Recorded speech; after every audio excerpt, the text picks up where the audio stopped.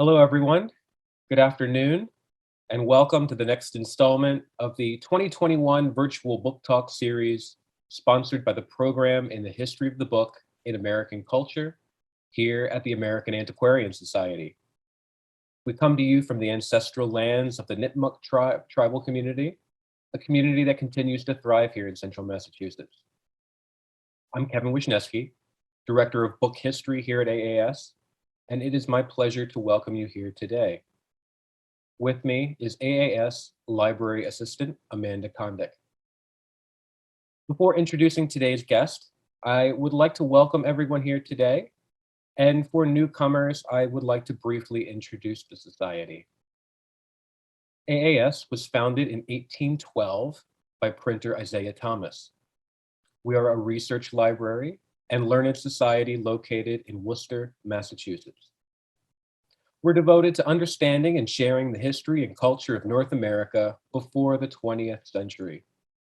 As a library, we collect, preserve, and share the printed record of what is now the United States, portions of Canada, and the Caribbean. Our collections include books and pamphlets, newspapers and periodicals, manuscripts, and the graphic arts. In addition to this virtual book talk series, we have a variety of public programs. We offer visiting research fellowships, and we welcome scholars and researchers from around the world to use our reading room to work on their own research projects. Before introducing today's guest, Billy Coleman, I would like to ask Amanda for a quick overview of the program we're using today. All right, thank you, Kevin, and welcome everyone. Before we get started, I do have a quick notes about the mechanics of our Zoom webinar format. So the chat function is open, so feel free to send your comments to all attendees and panelists. And throughout the presentation, I will also be posting additional links and information in the chat relating to our speaker, AAS, and feedback. And you should be able to save the chat by clicking on the three dots in the chat window. If you have any problems with your visual or audio settings, you can also message me privately in the chat. For the Q&A portion of the program, we'll be using the Q&A function, which is located on the bottom of your Zoom screen. If you have any questions for Billy during or after his presentation, please type them in there. And as attendees, you will also have the option to upvote your favorite questions by selecting the thumbs up icon, and we'll get to these questions at the end of our program. And finally, I would like to let everyone know that we are recording this program and we will be posting it on our website and our YouTube channel. So thank you, Kevin, and everyone back to you, Kevin. Great, fantastic. Thank you, Amanda. Now on to today's guest.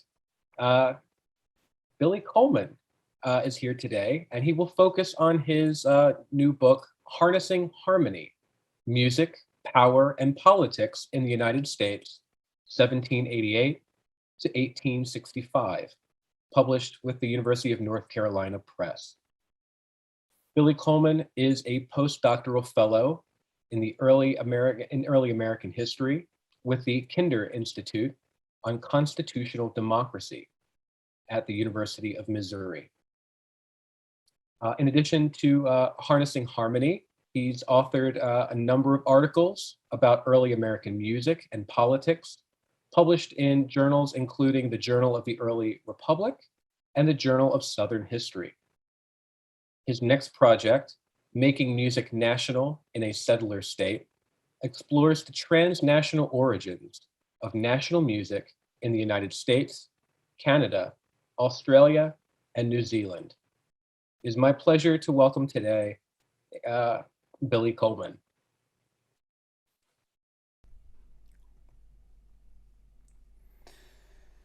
All right, thanks so much, Kevin. It is really wonderful to be here. So thanks everyone for coming along this afternoon. It is genuinely great to have this opportunity to share and discuss my book with you and with the American Antiquarian Society and the community surrounding it. So thanks especially to Kevin and Amanda for setting this up, and of course thanks everyone again for coming along this afternoon. All right, so the book that I've recently published is called Harnessing Harmony. And it tells the story of how understandings of musical power were used to shape the popular American political culture from the early national period through to the end of the American Civil War. Counterintuitively, to some extent, specifically what the book does is explore how Federalists and later Whig Party elites looked to music at a time of rapid social change and perceived mass democratization to persuade Americans to rise above political and partisan conflict and to instead create a more unified, a more ordered, and a more deferential society. So really, what the book does is identify a distinctively conservative strain of musical thought and action, and one that runs counter to the assumption that 19th century American political music was a straightforward agent of democratization. I mean, one way to put it differently, perhaps for this audience at the American Antiquarian Society, is to say, I guess, that, you know, Isaiah Thomas, who Kevin mentioned, founded the AAS, justified his now, you know, famously large collection of early American broadside ballads that, of course, is still held at the AAS and now digitized, as Amanda has helpfully pointed out in the chat. He justified them as a way of documenting what was in vogue with the vulgar. And in a way, partly what this book seeks to explain in a larger sense is why a Massachusetts Federalist like Thomas might have thought that that kind of project was a good idea and worthy of its time. So, I guess to be slightly clear about this, nothing in my book or its argument is really meant to imply or suggest that music wasn't also an important contributor and communicator of bottom-up beliefs and attitudes and political expressions, only to kind of emphasize that that role in itself paints something of an incomplete picture. Because if music truly were a medium through which you know, all different kinds of people were capable of using to come together and struggle for power with one another, it's unlikely, if you think about it, that its effects were or even are now limited to its more subversive, democratizing, or progressive purposes. So, alongside the many radical uses to which music has been put over the course of American history, what I point to in this book is the fact that there also stands what I think is at least an equally strong tradition of eliciting political effect from music's comparably less disruptive qualities, right? From the sense of order and respectability music can project, from its power to unify Americans under a supposedly common set of principles, and from its capacity to remind Americans of the sacrifices of their forefathers, so to speak, right? That this was a nation forged in battle. And in that sense, patriotic music, I argue, is and was no less political than protest music. So before I kind of dive into some stories from the book, I wanted to briefly kind of cover a really common question, which is how practically a history like this actually works. Researchers at the intersection of early and 19th, early American and 19th century American music and politics are not like a particularly common breed, even though there are, more and more of us all the time, it seems. But we're not a particularly common breed nonetheless, and the kind of general lack of attention at that intersection isn't entirely unexplainable, right? I mean, music, at least to historians, or for many historians, is a topic that can strike us as like interesting but trivial, fun but perhaps a tad insubstantial, and a subject that, importantly, I think in the end can be perceived as something that's more likely to reflect a past that we already know rather than tell us something new, right? That, anything that music does in terms of evidence can kind of reinforce what we know or what we can glean from all other kinds of sources already. So for me, the key to trying to move past those kinds of stereotypes is to acknowledge, firstly, that, music is already a familiar presence in early American politics, right? We know that patriotic and partisan songs enlivened political rallies and filled newspaper columns and so on. And so to recognize that there is like a connection there doesn't necessarily require grand feats of like reasoning and theoretical manipulation. I mean, music and politics in this period, in some ways, just obviously existed together. So the two questions that drive my work are relatively straightforward to express, if not necessarily to answer.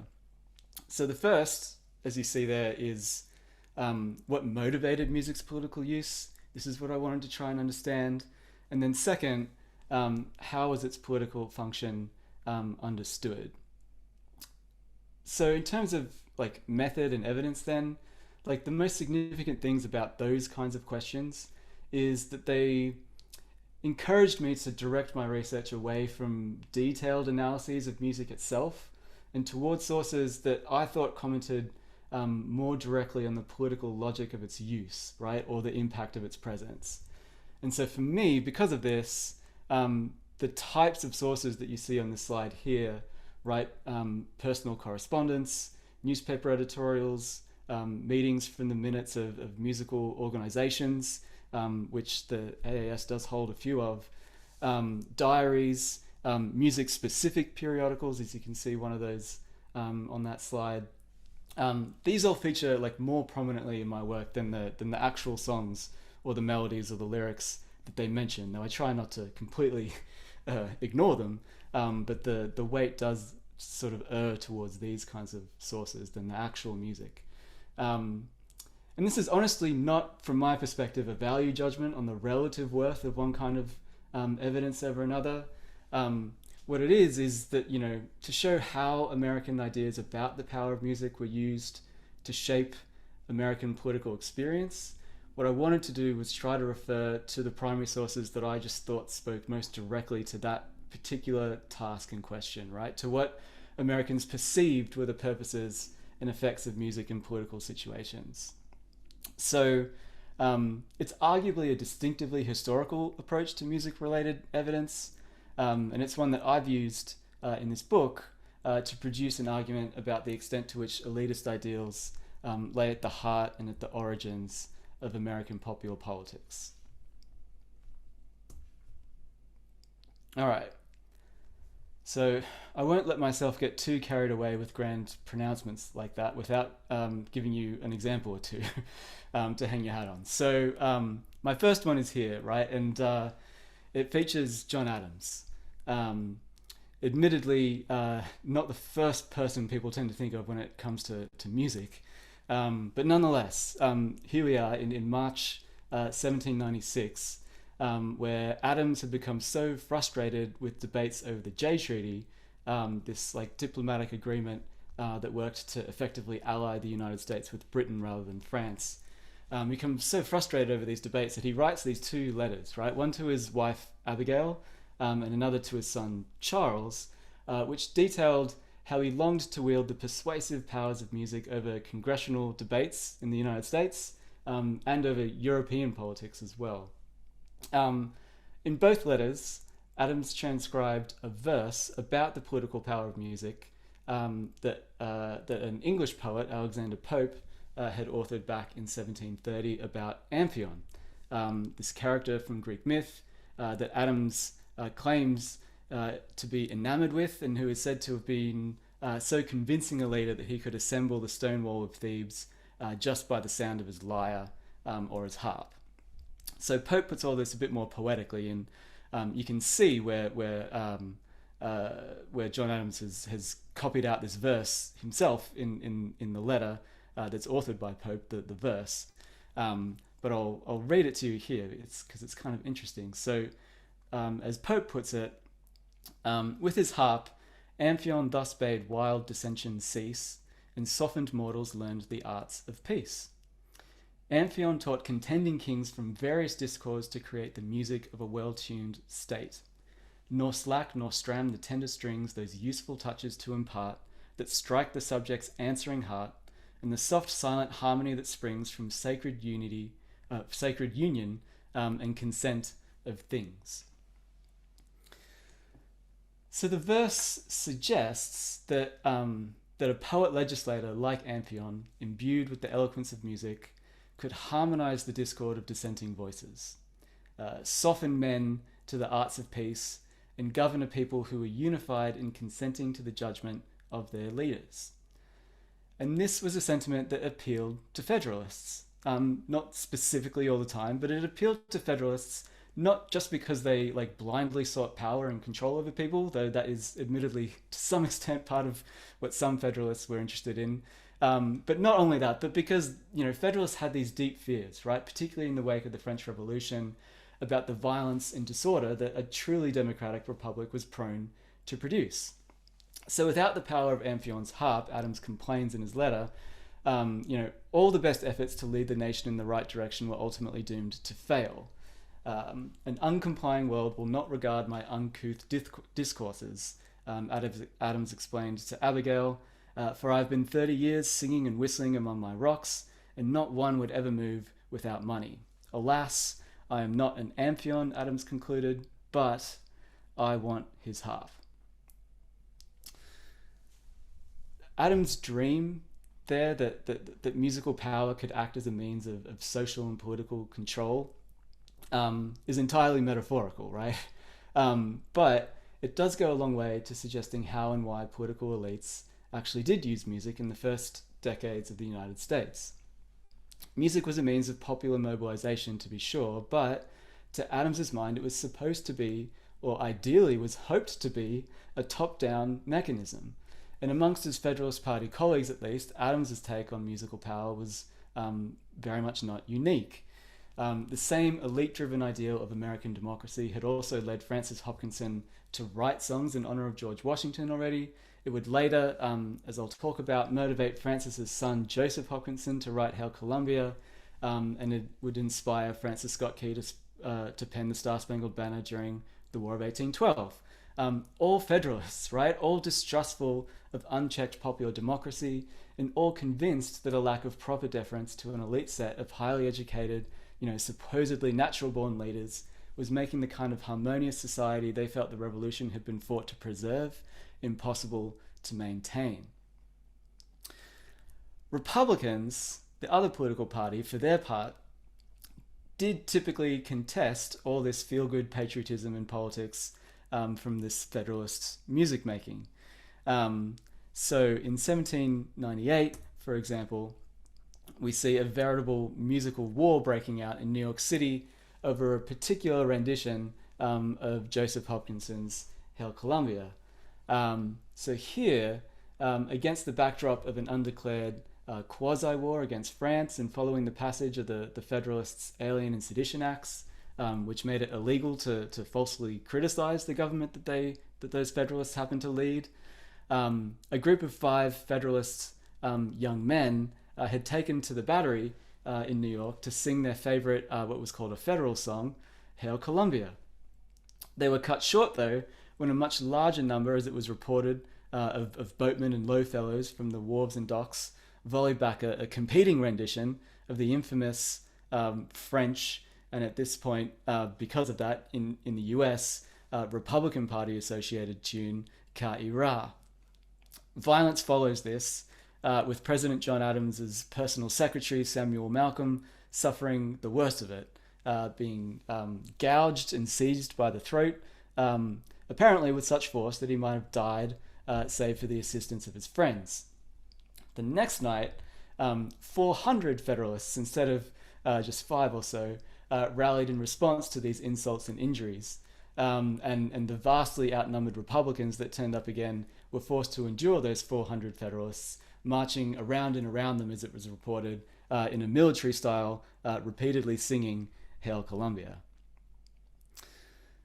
So song, in an instance like that, clearly gave Federalists and Republicans an accessible and explosive medium through which to hash out their differences. But notably, the lesson Federalists take away, as the Daily Advertiser explained, was that the sight of a 400-strong band of Hail Columbia singers was pleasing to see, not because it offered Americans of all sorts with a ready means of political expression, but because this group, in their words, contained a number of sailors and merchants walking arm in arm with the first gentleman of the place, like a band of brothers. Music's political contribution there is being notched up as a positive by Federalists because it did more to drown dissent than voice it. because it united unwieldy elements of society in common cause with their betters, or their perceived betters. Republicans, by contrast, complained about all this, right? Complained of the, as they put it, inordinate zeal of the patriotic young men patrolling the streets in the evening, singing Hail Columbia. Their incessant serenades, as one paper put it, insulted the citizens and amounted to riotous proceedings that had required the active exertions of the civil authority to put down. And here, right at that point, at the intersection of those two interpretations of that event, lay the real politics of early American political music, not in the freedom or the capacity of a people to express themselves, but in the power to determine what that expression meant. In the case of Hail Columbia, the song's most outspoken critic turned out to be Benjamin Franklin Bache, editor of the pugnacious Republican Aurora newspaper. So after the song's initial debut in Philadelphia, just roughly a month or so before the events in New York that I just mentioned, Bache had ravaged Hail Columbia and its premiere as a manipulative partisan stunt, wherein audiences were literally just forced to voice their allegiance to a Federalist administration whose policies were dangerously in thrall, he felt, to foreign influence, specifically the British. And so you can see on this slide what he wrote, right? At its premiere, Bache wrote, when the wished-for song came, that being, of course, Hail Columbia, which contained, amidst the most ridiculous bombast, the vilest adulation of the Anglo-monarchical party and the two presidents, those being Washington and Adams, the ecstasy of the party knew no bounds. They encored, they shouted, and in the fury of their exultation threatened to throw over or otherwise ill-treat every person who did not heartily join in the applause. The rapture of the moment was as great as if John Adams had been proclaimed King of America. For Republicans like Bache, then, the entire premise of Hail Columbia being anything other than a partisan ploy was little more than cynical Federalist Party posturing. Though to be fair, I mean, exaggerations notwithstanding in a quote like that, the Republicans were not entirely wrong on this point. The song's author, of course, was a young Federalist lawyer, Joseph Hopkinson, who had written the song in 1798, right when Federalists, spurred by the XYZ affair, had become more conspicuously participatory in their politics than ever before, a development that helped foster an unheralded level of partisan hostility out of doors. Hostility that was driven fundamentally not just by kind of aesthetic things or by fashion or by cockades or by symbols, but by disagreements over the comparative value of order and liberty, by the relative danger of, British monarchy or French Republican tyranny, and by the very desirability of democracy itself, right? All divisions that have been brought into sharp relief by the trajectory of the French Revolution. So against that backdrop, Hopkinson, soon after the song premieres, actually writes to George Washington in a letter that you see here to seek the former president's approval of the song. And this was something that his father, Francis, had tried to do for songs that he had written for George Washington a decade or so earlier. And here, Joseph Hopkinson, not entirely unlike his father, explains that Hail Columbia was designed specifically to ameliorate the evils of partisanship and to support instead a return to the non-partisan form of patriotism and neutrality especially that founders like Washington had advocated for all along. What the younger generation of post-revolutionary Americans had lost by 1798, according to Hopkinson here, who of course was of that generation, was someone or something that could, as Hopkinson put it, once more bind us in the irrefragable bonds of firmness and unanimity. And in Hopkinson's estimation, the popularity of a song like Hail Columbia, even just amongst Federalists, was a sign that Americans were finally starting to think like Americans again, from his perspective, right? Because at the same time, Hopkinson's letter does betray a fairly strident partisan sensibility of its own, right? He condemns what he calls murderous French melodies that were popular with Republicans, but of course does not condemn British tunes that were popular with Federalists. He infers that Americans were lacking in unity, not liberty, and he, even set the song itself of Hail Columbia to a Federalist favored tune called The President's March that was written by Philip File for George Washington's inauguration. Federalists more widely more or less tended to agree with Hopkinson on these points, and they just roundly rejected Republican criticisms of Hail Columbia. John Fenno's John Fenno's Gazette of the United States, which was the Federalists' sort of rival to the Aurora, even went to the trouble of offering literally a line-by-line rebuke of Becher's entire description of the song's premiere that I quoted from earlier, just literally, and you can't see it all that well because it got blown up here in this excerpt of the newspaper, but it's one of those articles where he just takes a quote line by line and then refutes it line by line, saying that this is the quote and this is why it's wrong, over and over again. According to Federalists, basically the idea that Becher and Republicans would even contemplate interpreting a song like Hail Columbia through the lens of party politics, a song with lyrics that Federalists claimed unambiguously celebrated the United States, that honored America's forefathers, that contained, as Fenno put it, a fervent wish for unanimity, that they could make this into a partisan thing only showed how beholden Republicans were to their own factional interests. So, the outcome of all this is that clearly the lyrics of Hail Columbia just don't speak for themselves, right? Where Federalists saw or feigned patriotism, Republicans saw or claimed partisanship.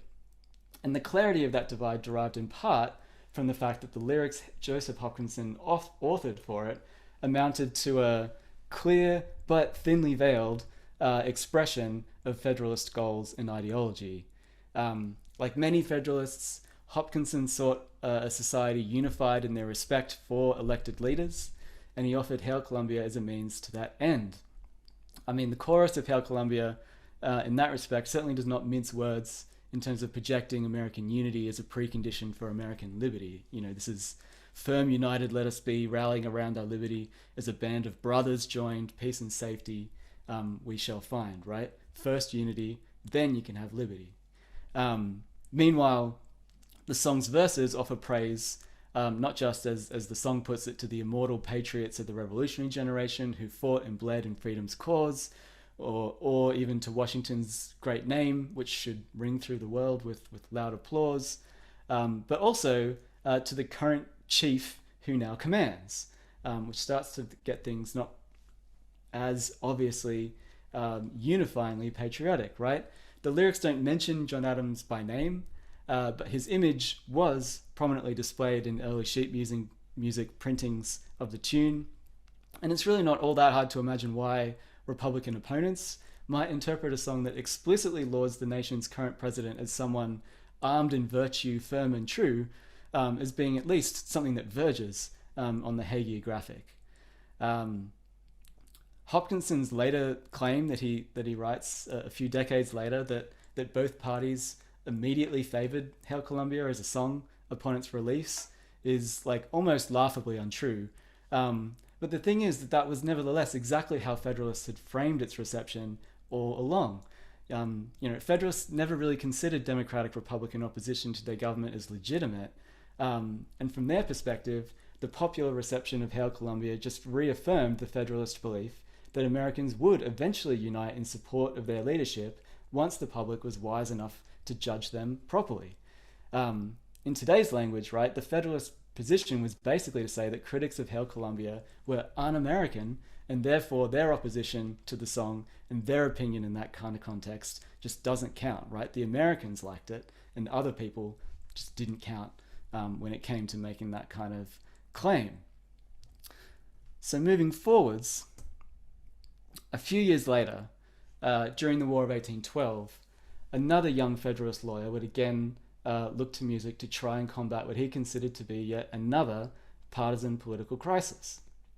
Francis Scott Key, to whom I'm referring there, as you might imagine, never directly revealed what influenced his decision to write the Star-Spangled Banner.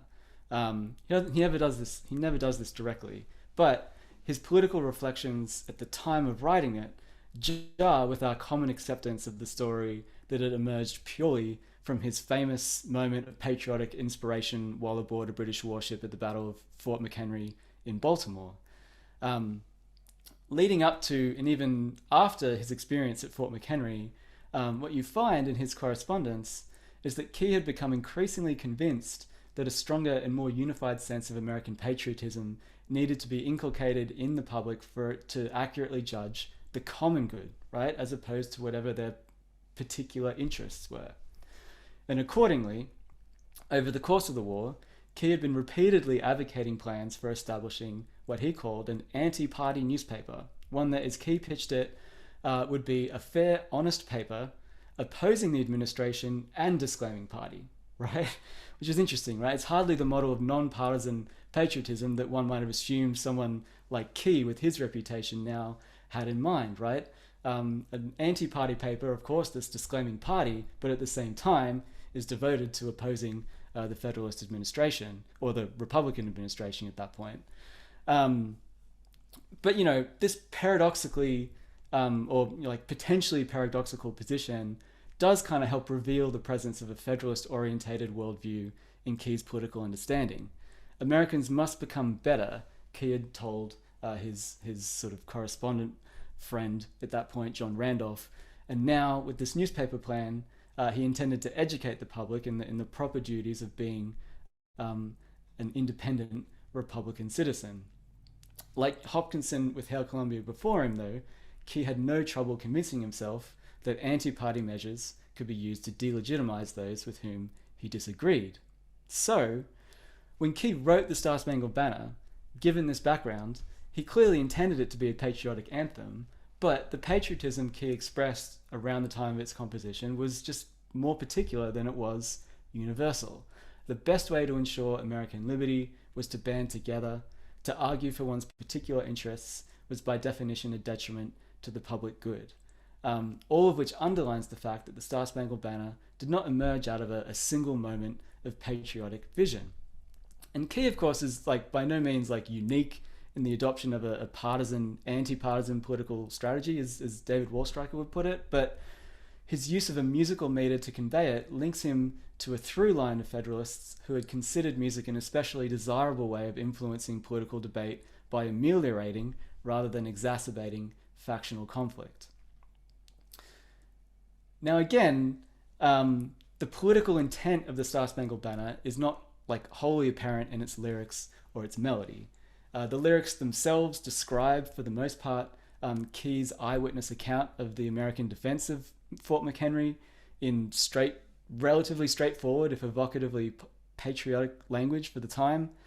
And the melody Key chose, To Anacreon in Heaven, you know, it was a widely known tune and a widely known sort of political / patriotic tune that was just no stranger to being used by any cause, right? Whether it's Federalists or Republicans or what have you, right? Certainly one of the most effective ways to make a song, to help make a song popular in this period, was to match it to a familiar melody, and To Anacreon in Heaven was like no exception to that rule.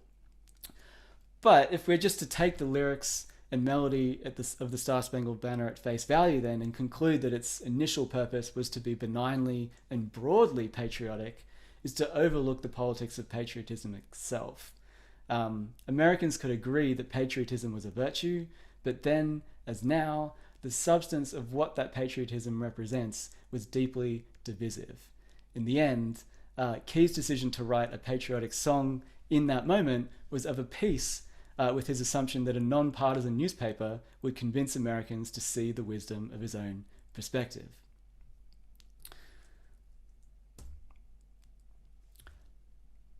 Broadly speaking, purveyors of music in early American public life regularly claimed that its influence would be uplifting, elevating, refining, that it would make American democracy a more appealing and respectable place. And music in this sense appeared a palatable way of encouraging Americans to live up to so-called proper standards of respect, deference, and decorum. But the important thing is that these were never like ideologically empty goals or assertions. From the moment a federal government was assured conservative elites consistently pushed the idea that music and politics served a definition of the public interest that could closely align with their own interest. Eventually, their actions helped set a precedent for the top-down political use of music in the United States, the legacy of which the rest of my book, after the kinds of things that I've talked about today, shows stretching out far beyond, the Federalist Party itself, and into civic society musical organizations, Whig and Republican Party campaign songs, temperance, anti-slavery tunes, and Civil War melodies, right? I mean, Key's daughter, for instance, Ellen Key Blunt, would apply her father's patriotic songwriting tradition to her own songs a few decades later, written in support not of the United States, but of the Confederacy. Ultimately, when it comes down to it, Americans of all political persuasions believed that music could shape the world that they lived in. But conservative individuals like John Adams, Joseph Hopkinson, Francis Scott Key, Ellen Key Blunt, these individuals drew on the ideal of a harmonious republic to promote a far less democratic vision of American society than is usually supposed. Accounting for their efforts speaks to the influence of elite values over popular politics, and it reminds us that harnessing harmony could also mean preserving privilege. And looking forward to discussion and some questions, and thanks for listening. Wonderful. Thank you so much, Billy. As Billy noted at the very end there, we are open for questions. So if you go down to the bottom of your screen, you'll see a little menu bar with a little Q&A symbol. And of course, that is where you can submit questions for Billy. While we're awaiting those to appear, I'd love to kind of start things off here. And Billy, when I first started the book, I was expecting, I think, a book that was, a criticism of early American music. But what was really refreshing to me about the book was that it's really a political history through the lens of music. And some really fantastic, episodes that you kind of break apart for us. It's about, the public sphere, the political rhetoric and policies, and political arguments happening at the time, but it's also about the private sphere as well, and individuals' feelings and emotions around hearing or performing music. And I might say music/politics in this case. There's a great number of instances where you not only locate, but record these musical experiences. And I kind of wanted to start things off by just asking, what were some of those musical experiences like? What did you find in the archives? And maybe to what extent was that limited to maybe a certain geography, class, gender, and so on? Yeah, that's a great question. I mean, the experience of music is, it's so interesting because it's so hard to articulate, and that's why so many people love reading and writing about music, almost because you can't quite get it, right? You can't quite get it into words, and that's why it's in musical form. But one of the interesting things is that, when I started the project, I was like, how am I going to find people writing about music, right? Like, it doesn't seem like it's going to be an easy task. But I mean, one of the things that I found, and that thankfully some other people like Daniel Kavicki, or even Christian McWhirter in the Civil War had found beforehand, is that at least, one of the limitations to some extent is when it comes to class, is when it comes to race, the kinds of documents just in general that get saved and archived come from, a certain level of society. But for at least the types of people who had the facility to write down their thoughts all the time, and not just utilitarian thoughts, but thoughts about their social life or cultural feelings or experiences that go beyond, noting down expenses or farming, needs and purchases and weather and all that kind of stuff. As soon as people start doing that, they almost inevitably at some point mention music, because music just does not exist in that world the same way as it does in our world now when we have access to just recorded music technology, right? So, you know, in early America, in the early Republic, people often would talk about how it seemed like music was everywhere. And this is because, you know, there were certain aspects of music that were growing, right? Like it was ever more accessible to purchase musical instruments. It was ever more accessible to access musical education. But you still had to actually do it yourself, and it still took work. And one of the things that hasn't changed is that actually making music still does take work, and it still does take labor. But that was more readily known at that point, to the extent that if people heard music, they're like, huh, I wonder why someone went to the effort of doing that, right? Like, why did they do it at that time and place? It almost like, if it exists, it had to be justified, to the extent that you justify putting effort or time into anything. You know, once you sort of, once these people hear that, it is interesting because they want to find that out, or at least they just find it remarkable enough to write down. And so all these experiences are there so often. And just to think of one example is that one diary that I use quite a lot by a guy called S. Willard Saxton, that I write a chapter on. But just one relevant point of that diary is that he's in Boston at this point, which is, you know, in some ways one of the most musical places of like the 1840s and 50s. But he would have like numerous instances in his diary where he'll mention that he was woken up at like 2 or 3 in the morning by a band of music serenading someone nearby in the street. And, you know, he just doesn't think that this is annoying. And that's interesting, right? He's like literally woken up by a band that is probably not very good, at least by, you know, what we would think of as our standards, like making a ruckus in the middle of the street. And he's like, this is awesome. This is amazing. And he like goes to the window and listens to it. And he writes that, you know, my only complaint is that they didn't play longer, right? And so it speaks to how even in a place like Boston, where there is a lot of music, there is still not as much as we would think of now, in the sense of, in that kind of sense. And people are, you know, more perhaps in the aggregate, more versed in actually what it takes to create music and to be a part of making music and to see people doing it in front of them more regularly than we are now, when it's just so much more possible to like hear it at the touch of a button, and to see and to hear like a studio perfected version of it that is never going to fail or go wrong. So here's it's a side question on this, in reference to accessibility and the playability of music. I know prior to the period that you're talking about, one of the largest printers slash retail shops, if you will, that held music books, songbooks, and related musical instruments and the like. And related sundries, was James Rivington in New York. So prior to the Revolution, or maybe even during the Revolution, if somebody needed music supplies, arguably, you would have to go to somebody who didn't necessarily share your political beliefs, as Rivington was a loyalist.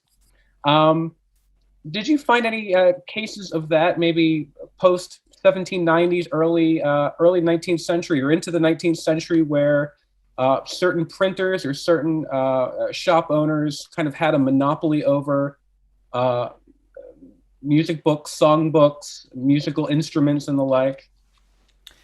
In some ways, yes. I mean, this is slightly spinning off away from your more explicitly like political example. But when it comes to like musical education, especially, these things became very monopolized. So organizations like the Boston Academy of Music or the Handel and Haydn Society, these were significant, like kind of flesh and blood organizations, in the sense that they like actually did things in person, so to speak. But how they made most of their money was by producing accessible books of music education that people perceived as like respectable, but also available to like a beginner, right? So, and relatively affordable. And those were the things that made like basically the first ever significant profit in a music related venture in the United States, right? And it so happens that places like the Boston Academy of Music, are putting those things out in the context of trying to support music education, which does seem like a fairly innocuous kind of thing to be involved in. But, once you get to a point in their history when the president of the Boston Academy of Music is also the mayor of Boston, and a Whig mayor of Boston at that, and goes on to be a senator in the United States Senate,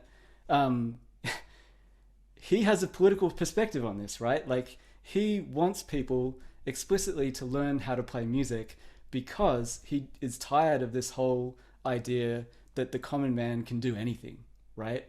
And he wants people to learn that, if you are a soprano, you can't just decide to sing the bass part because you like to and you think you have the freedom to do that in a society like this, right? You can't just do it. You can't just change. Only one person can lead at a time, right? And if you try and mix any of these things up, everything turns into like wild confusion. It sounds awful. Everything goes haywire, right? You can't just mess up with those things. And so, people have to learn the importance of like keeping to their place. And it's almost adjacent to a pro-slavery argument. But this is the actual kind of theoretical ideas behind a place like the Boston Academy of Music that is, putting out all these, manuals on, how to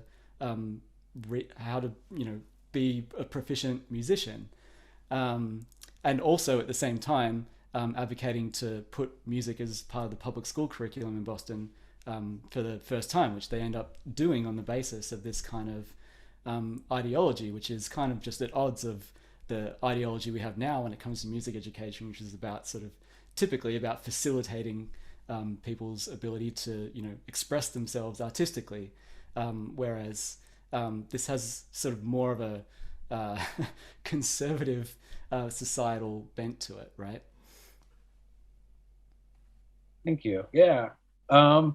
Here's actually a question from one of our attendees here that kind of ties into this idea of the private sphere more. This attendee is asking about the domestic front of the early republic specifically, and if you see examples of this, politics and music, through binders volumes, women's diaries, through curricula of young women's academies, and so on and so forth. Yeah. The best place to look for that is Glenda Goodman's book, Cultivated by Hand, who, that book specifically looks at like the gendered experiences of female amateurs in that domestic environment. And so that is the best place to go for that. But I certainly find examples of that. I'll just quickly share my screen here again, because the best example, I happen to have an extra slide up that I didn't use, which is this, right? So this is from the 1840 presidential election, a print for a song called the Log Cabin March in support of the Whig candidate, William Henry Harrison. And this is sheet music, right? And this is like a partisan electoral tune to the extent that there's no lyrics, but it is explicitly in support of old Tippecanoe, as they call him. But the thing about it is that in terms of domesticity, this is clearly made to go into, a nice parlor, respectable home environment, right? You put it on the piano, and it decorates the whole room in politics, but also in respectability and music and elevated ideas and thinking and all this kinds of stuff, right? In terms of sentimentality, 1840 is really at this sort of shifting point between this culture of sensibility and sentimentality, and I don't know. I feel like images like this kind of speak to that changeover where these public feelings that people used to express through a culture of sensibility by putting sort of shared fellow feeling out there are kind of coming slightly more insular and into the home, and they're still public feelings, but they're more sentimental because it's in the home on the piano. These sort of nature log cabin things. It's all just a bit more sentimental than it used to be, say, when you're talking about songs about George Washington or something like that back in the 1790s or something like that. But the 1840 election is definitely, an election where the Whigs are explicitly trying to use music as a way to invite women into a political sphere that people consider at that point to be masculine, and to be violent and raucous, but also degrading, to the extent that, explicitly partisan environments are not considered to be uplifting environments for anyone to be in, right? And if you engage in it, even as a man, you kind of have to be able to rise above it to some extent. Otherwise, you get degraded by it. But by being able to put music into these campaigns, Whigs were explicitly trying to, invite women, especially white women, into this kind of political context in a way that they could keep their respectability, so to speak. Fantastic. Thank you so much. And I just wanted to remind viewers as well that the book that Billy mentioned at the beginning of that response, Glenda Goodman's Cultivated by Hand, was the subject of an earlier book talk here as well. So you can actually go to our YouTube page and actually watch that video as well. Billy, now, we can't spend an hour just talking about music when I think you know where I'm headed here, when we can also listen to music. I wanted to take a step back while we still have time and acknowledge and highlight a project adjacent to this book, which is your Harnessing Harmony book soundtrack. With composer Toby Shane, you reinterpret, I believe, 9 different tracks that you've discussed in the book. Links are now actually available in the chat. Thank you, Amanda. And they're freely available and free to download. I just wondering if you can describe how this project started and how interpreting and performing these songs may have helped shed new light on the things that you're writing about, and if we might actually even hear a little clip. Yeah. Thanks for bringing this up. It's the project was really fun. It is a little out of the ordinary in some ways. It is a book soundtrack, but it came about just because I grew up being in bands and things like that, and I was just like, if I'm writing a book about music, I need to do something to kind of bring it to life to some extent. But I guess what happened for me was that I taught in the classroom with music a few times. And I just found that whenever I put on music from this time period, that it would just completely go over people's heads, right? I mean, students, there is something about, some of this older music that, it just sounds old, right? It doesn't translate to ears in a way that you can just listen to it and be like, oh, I understand why that's popular or something like that. So I thought, instead of trying to replicate music that we can't hear, and that we don't really know exactly what it sounded like, I thought instead I would try a project where we translated some essence of truth, I guess, from these older songs and just put them into a kind of modern context, kind of as if we had written them ourselves, and then tried to arrange them in a different way. So I talked about Hail Columbia a fair bit today, so I'll show you a little bit of that track, just so you can get a sense of it. And yeah, you can probably see all the tracks here. Obviously, if you're interested, yeah, it's all on Spotify for free, and you can download it all for free from those links too.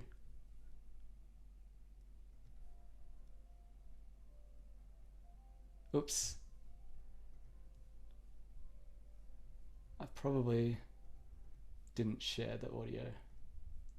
Share sound. There we go.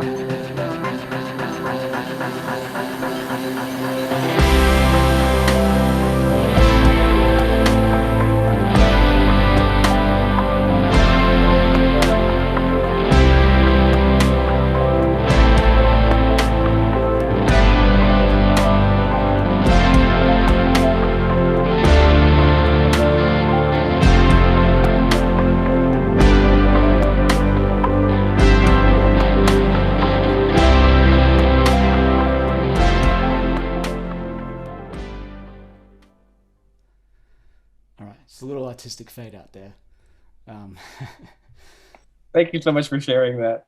So reinterpreting these songs and I don't want to say updating them, but modernizing them and putting a fresh take on them. Did that process change the way in which you kind of looked or thought about the book project?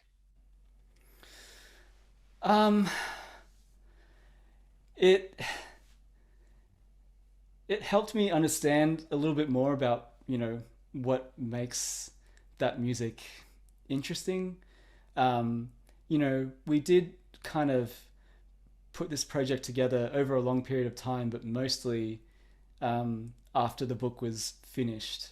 So we were interested in trying to kind of make it come alive a little bit, and just make things sound fresh, and to just kind of get away from a lot of the recordings of this earlier music that actually are from the kind of folk revival, and that are about kind of placing this as like an American folk music, and it all kind of sounds the same again. And even though it's newer than the actual songs, that it still sort of sounds like your grandfather is playing them. We really wanted to have a lot of fun with them. And I guess I mentioned it already, but it whenever I work on any kind of music project, it always reminds me about the labor that goes into making music, right? In terms of getting it out there. I mean, one of the things that I take away from my book project that is sort of re-emphasized by, this kind of project in a larger sense is just that, if you have a song that you want people to hear or make change in some certain way, you can't, it just doesn't happen magically, right? Like, you need to have all sorts of kinds of support behind you if you're going to have a song that is politically impactful in that sense, right? Like, a lot of the biggest political songs that exist have an essence of authenticity or something like that, but it is sort of derived by people who can frame the meaning of songs as being, a version of authentic, or a version of powerful, or creating change, or something like that. And whenever you do it yourself, you realize that it's not as easy as sitting down in your room and having the perfect song, and then just having it all come together, because of the unique inherent power of the music itself. Just has its limits, right? Right. We have just a couple of moments remaining, so there's two questions I'm hoping we can get to, however briefly. One question touches upon something I had asked a little bit earlier, but the question is if you could talk a little bit more about publishers who were involved in the printing of specifically patriotic music. Within parentheses here, it would be interesting to know if there were more visually captivating scores like General Harrison's Log Cabin March earlier in the century. That's a good question. The Log Cabin March one there is unique even in its moment. It is quite something, and it is, the more detail you get into it, the more and it's on the cover of the book actually. So like the closer you kind of get into that, the more small details you find in it. But there were publishers that, you know, even earlier on would work in some of these aspects of the visual side of the sheet music printing that they do. Benjamin Carr, for instance, just to, you know, keep going on the same example of Hail Columbia, you know, when he publishes Hail Columbia, it comes out with a, you know, fairly illustrative, and I'm going to show the limits of my newspaper knowledge here, but the kind of the stuff at the top, sort of illustrative things at the beginning, at the top of the first page, that is, you know, quite fancy looking. And at first, you know, it does come with these pictures of John Adams on it, right? Which conveys a certain message. And Carr was a Federalist himself as well, right? And so that all kind of goes together. Although it's also true that once it was clear that Republicans were contesting the kind of partisanship of that song, that Carr, you know, releases more versions of Hail Columbia that, you know, all of a sudden do not have John Adams's face at the front of each on the cover. So yeah, it does get more and more elaborate over time, and I guess that tracks with just the kind of history of more and more elaborate printing becoming more and more accessible over the course of, you know, that period of time. Great, thank you. And last question of the day, this kind of ties into something I wanted to ask about. The question is there any evidence that European music had any influence on the politics during this period? And my question actually kind of tied into that. Was there a difference between the ways in which native-born American music, original American music, was used as opposed to maybe works that you know, predated the founding of the nation? So. Yeah, that's a great question. I guess there's a couple related answers to this. One is that the easiest answer is that, I mean, the biggest influence of like European music is that because there is such a political divide between whether the United States should ally themselves more with Britain or France, that, you know, political associations become involved with any kind of British associated tune or French associated tune, and that sort of fuels American politics, right? And there is a kind of, you know, translation there. You know, that is Americans taking on these foreign tunes related to foreign governments and foreign revolutions and infusing that into a you know, American context, an American partisan context, that is obviously influenced by those other places where that music comes from, even though it is not a kind of direct one-to-one, the same meaning, right? In terms of native-born composers, they don't get treated all that much differently, and they're just at a kind of disadvantage, really. It is, you know, one thing that I mentioned is that, like, most of the time music is not printed out in musical notation, and so if you have a song, it just gets put to an existing melody that everyone knows, and so, you know, immediately native-born composers are at a disadvantage because everyone already knows all these European melodies, and, you know, being a native-born composer during especially the early Republic is just doesn't make anyone very much money. It's like it's not an occupation that, you know, even has a lot of status. You know, one of the reasons that I talk about in a chapter is about musical organizations and about how sort of political elites ally themselves with cultural elites, and in this case sort of musical ones. And one of the ways that fusion works is that, you know, like, musicians are so status starved that they'll kind of grab onto anything at that point, that will make them, you know, on one hand have a practical support, right, that they can have income support by being in some of these organizations, but also give them a sense of status in society, right? Because they're not making all that much money with music. And most Americans, don't really have exposure to like the kinds of what they would consider like higher class music that is being made in Europe that they think Americans need to be able to replicate if they're going to be able to culturally be equal or better to, these old world civilizations that they've, declared their independence from. So native born composers, yeah, they don't have as much influence because they are at that disadvantage.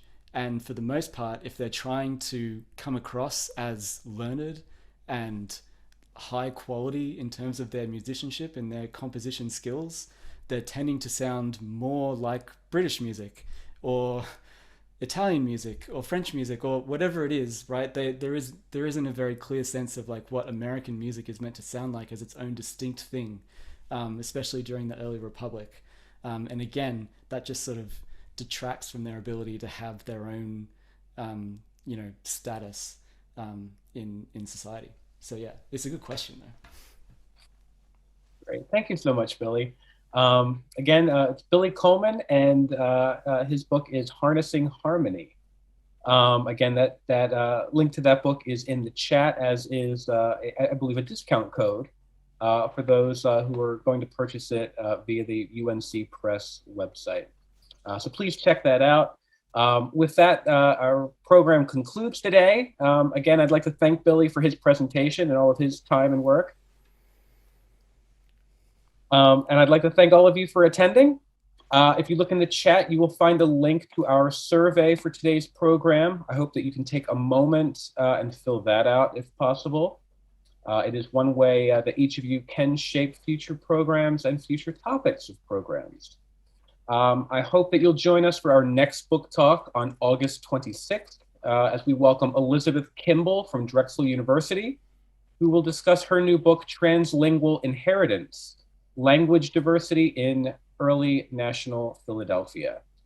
I hope to see you there. Thank you very much.